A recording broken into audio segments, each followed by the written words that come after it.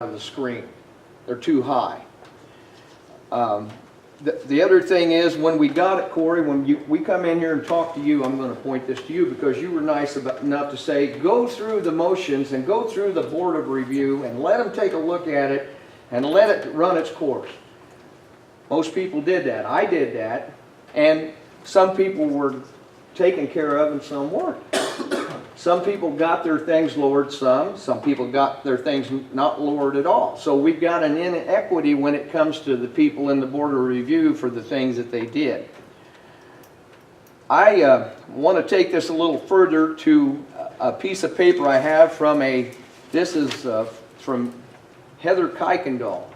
And this was on a PowerPoint situation that she put up for some of the taxing bodies at one of your meetings, and I don't know who was there, but I want to read you a few things off of this. It says impact on the city of Charleston.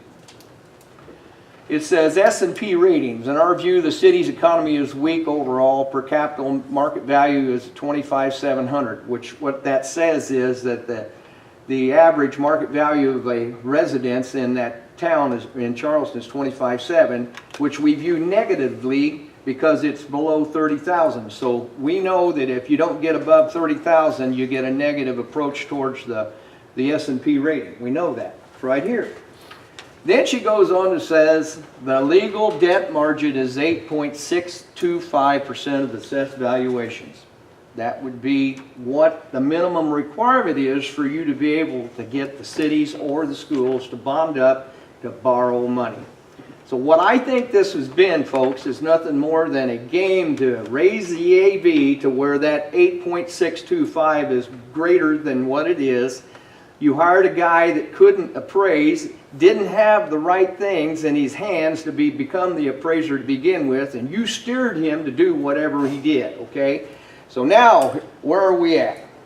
We've got a bunch of fake numbers that don't work. Okay, we've got stuff that's on the books that's crazy. I'm one of the recipients of some of these fake numbers, and all you had to do was come clean with us and tell us what you're doing. All I want to know is what you did. Why is it so secretive? Don't we deserve an honest answer? Just an honest answer how those numbers were arrived at? Can I say something? Sure. Okay. You know this because you're on the board of review for how many years? 2.5 years. 2.5 years, okay. So. And we got some stuff I want you to see from the board of review. I watched it all. Well, some of all these people have not seen it. I got you. So you know how the process works. I do. You know those three approaches, correct? I do. So you don't know, you know it's got to be one of those three approaches, right? I'm not an appraiser, but I mean, I just know as much as probably you know about it. This building's 17, 18 years of age. Okay. It's not worth $438,000. What property is it? It's a corner business Tell me the location. business location. Do you mind to tell me what it is? It's an office complex. What's the address?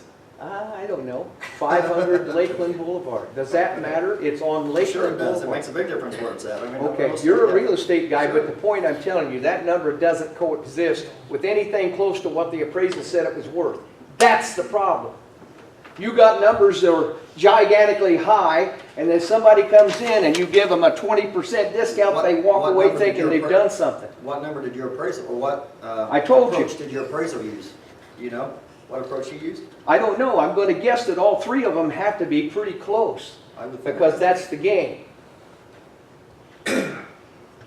So we jumped from 438 down to 230? Did it come down And- to? Did it come Now down hold it. Your guy said it was worth 438. My guy? Yeah, your guy that you guys hired. Your guy says it's worth 438. It's not worth 438. So what- It's worth $230,000. So did they come down to your 230? Of course he did, but that's not the point. You got stupid numbers to begin with. Okay, I'm not disagreeing with that. But Why are you doing that? I'm not doing anything. Well, why are you allowing this to go on? Listen to me. The process worked, correct? So you went to the board of review and it went down. The process is flawed because there should never have been numbers that high to begin with. Okay, is it flawed because the last 16 years some of them have been too low, Oh, some no. have been too high? You guys go back to this 16 years. Let's go back to that. Let's go back to that. You said 16 years? You stamped and verified them for 16 years that they were true Guys, and you're saying the correct. same stuff over and over again. We talked about all that, remember? That's true, but We've all you talked did about all that. Yeah, I mean, we've talked about all that. But even after 16 years and I get an appraisal that's nowhere near that number, don't Okay, you my get the question to you, difference? You were. We're wasting a lot of time. We need to move One on. more second, I want to ask you one thing.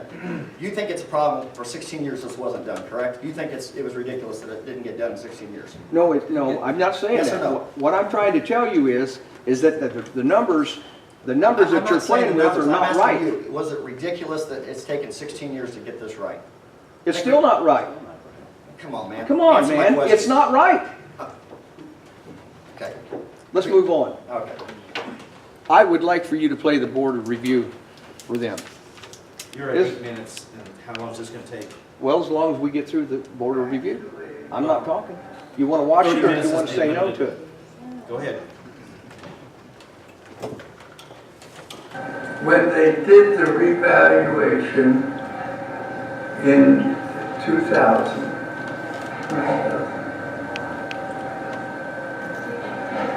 that was a formula essentially that was suggested to me by the guy whose name I can't remember.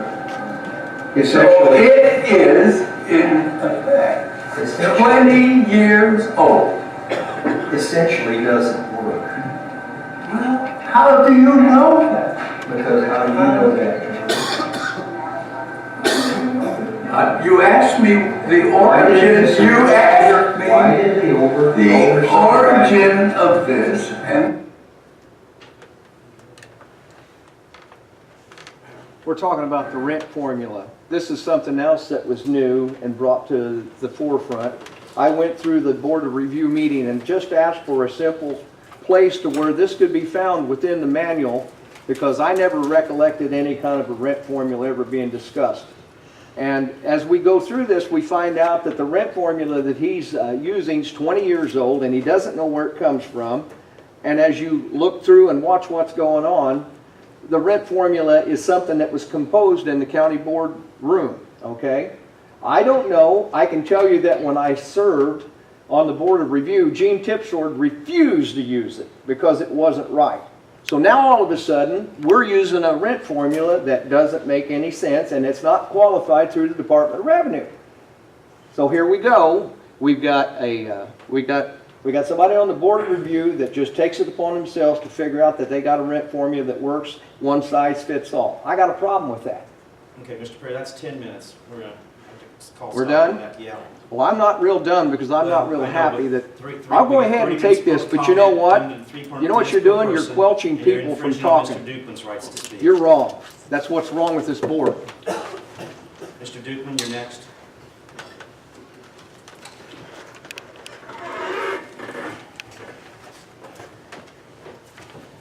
Okay, well, last month I came to the board meeting and asked a simple question about how the county could afford to asphalt country roads.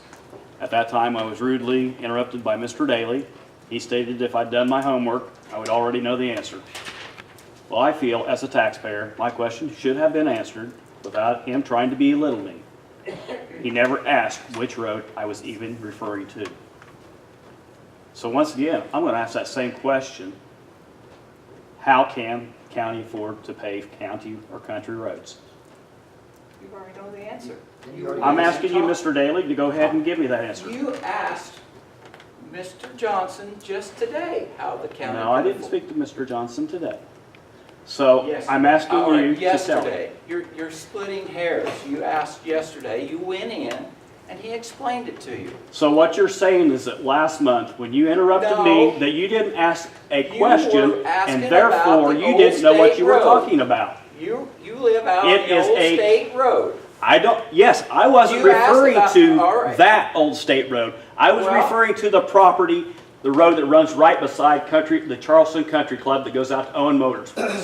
You didn't ask that question. It's County You're Highway stupid. 7. Is that correct? That is Mr. Johnson's road. That's the county road. That was his maintenance. We passed his budget. He had $600,000 to work with. And you know that is funds that can only be used on roads.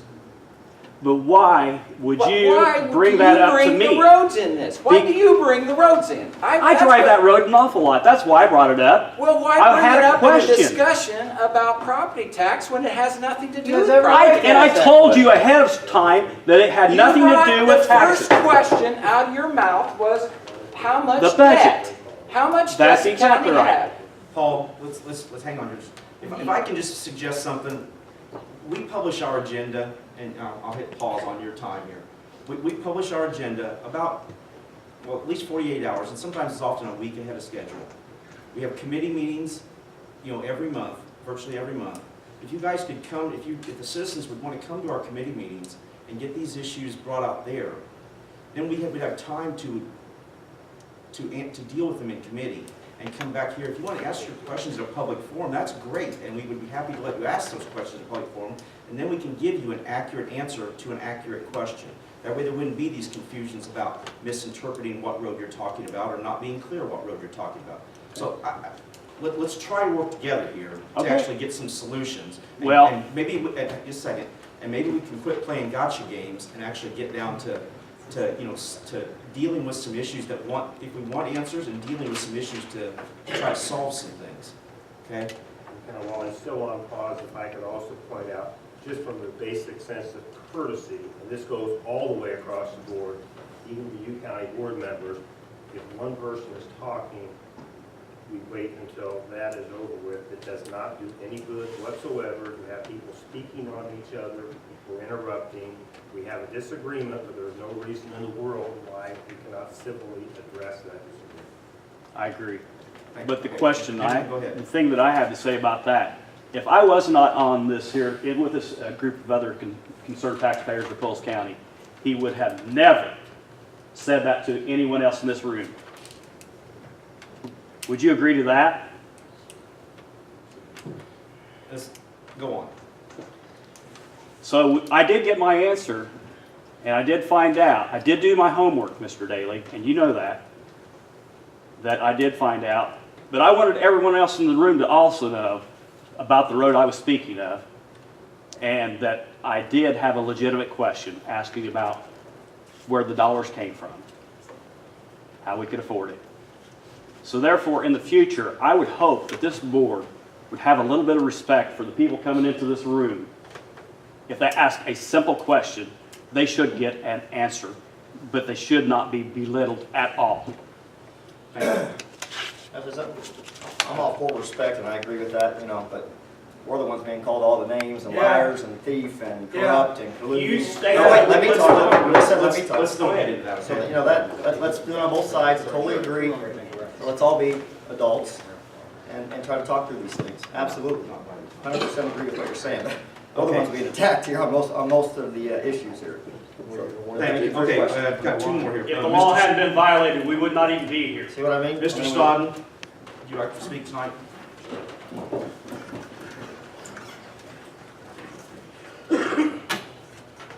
Well, I think I think it's good that we talk about these things. People raise their voice a little, so forth. It ain't the end of the world. I would like to just say that I kind of like to use the word we're brethren. We're all in this together. And I think the issue is what we're talking about here is equal protection under the law. It's pretty evident that we have a problem here with assessments. And so we can go on and on about that. We have this pledge of allegiance and to the republic for which it stands. People quote it. I don't know how much it means to a lot of people anymore. I've been around I was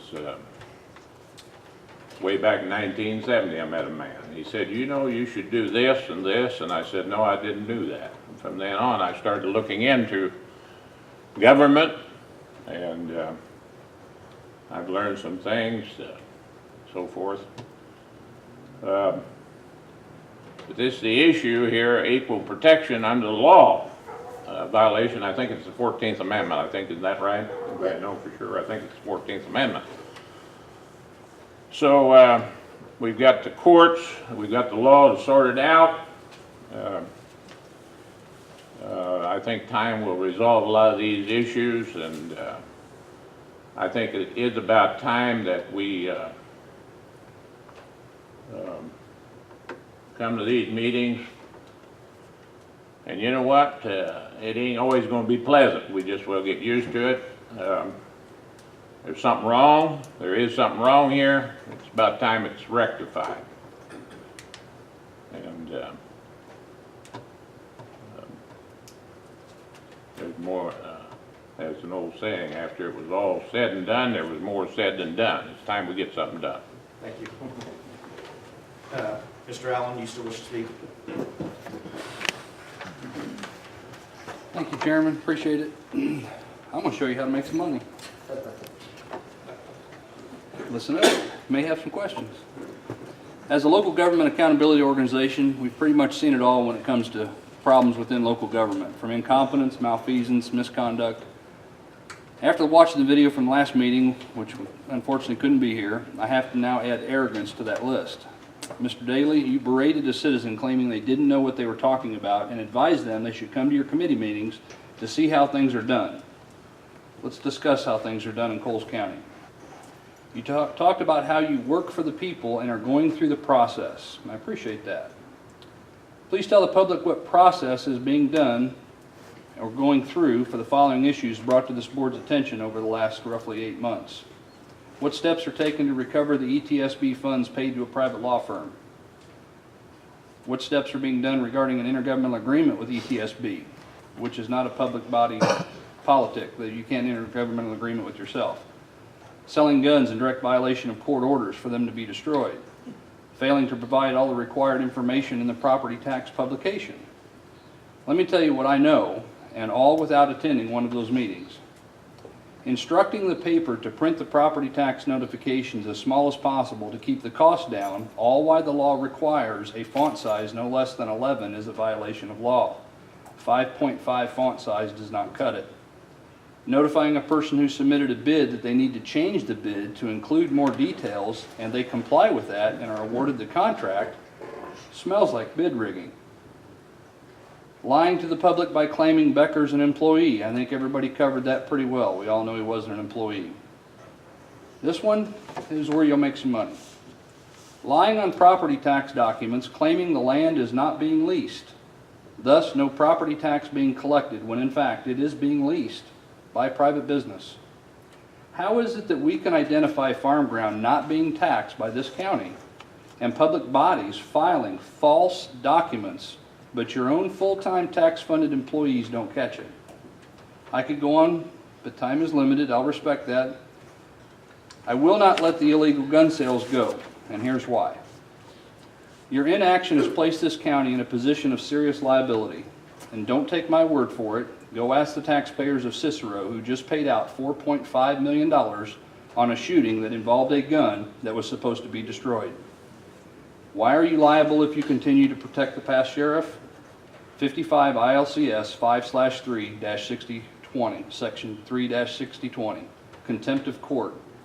The disobedience of any sheriff to perform the command of any order legally issued to him or her shall be deemed a contempt of the court. He or she shall be liable to the party aggrieved for all damages occasioned thereby. When a single gun sold in violation of a court order is tied to bodily harm, this county is going to be liable, just as the statute outlines. Doing nothing to recover those particular guns is malfeasance, as you're knowingly placing the county in a position of liability, as court orders were ignored by your past sheriff, and your state's attorney is doing nothing to recover those court-ordered guns, and refusing to hold anyone accountable. Mr. Daly, before you choose to lecture people, I would suggest you let actions speak louder than words, which in the case of Coles County, the actions by certain members of the board, and I should say certain ones, because I've talked to Mr. Bell earlier, and I appreciate he followed up on some things I brought forward. I really appreciate it. But the malfeasance we have found here is running close to what we find in Coles County. I have a list, and I know, Chairman, you said leave the airport alone. I FOIA'd documents from your assessor for property, and they were required to fill this form out and turn it back in, and they signed it as true and accurate. And the question asked on that document, and there's 11 parcels, and I found 2 more in the cemetery, is any portion of the property leased? And they marked it no. When you mark it no, there's no property tax, because they're a tax-exempt organization. When you mark it yes, the law requires them to submit the name of the entity that is leased, or that is leasing it. And they're the ones obligated to pay the property tax, and the supervisor of assessment is supposed to mail that property tax to that person. That hasn't happened on, I've identified at least 12 properties with 1 public body and 1 cemetery. Is that what you were referring to with the land leases or something else? Yeah, with the land leases, they're Something with the airport? correct. You've got a bunch of farm parcels within that. Now, they have farm leases, there's people farming it, Okay. but there's parcels that are not being taxed. Some of them are, but a lot of them, I believe it's just these alone is 11 of them, 11 parcels that are not taxed. And the reason they weren't taxed is because the public body marked no, they're not being leased. If they'd have marked yes, the supervisor would know, well, hey, we need to know who that's being leased to. So if a corporation like rents out one of those buildings for their plane or what have you, that should be taxed?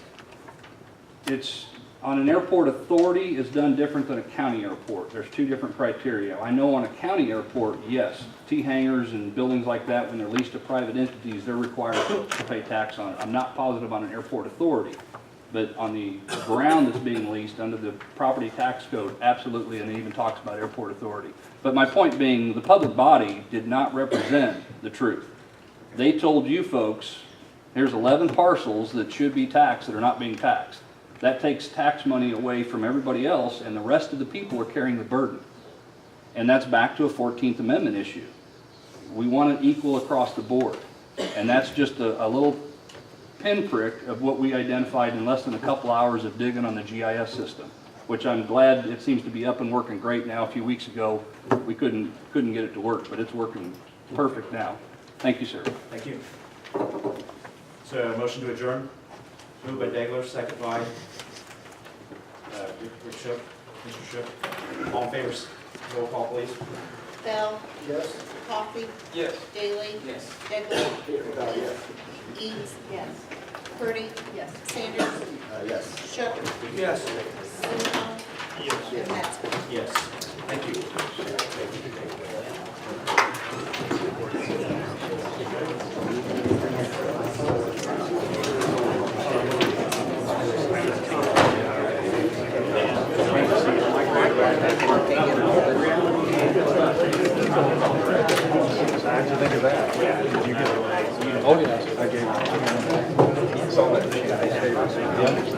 There. I'm going to ask you, what's the significance of the T-shirt? What is this? Just fun? The comic book character. Oh, okay. Yeah, if you ask your supervisor, it was the FOIA response, and that's what the form looks like. And this is where they've marked no, and they should have marked. Recap. Because there's more, but those are the ones I looked at the airport. I agree. Yeah, I agree with you completely on that.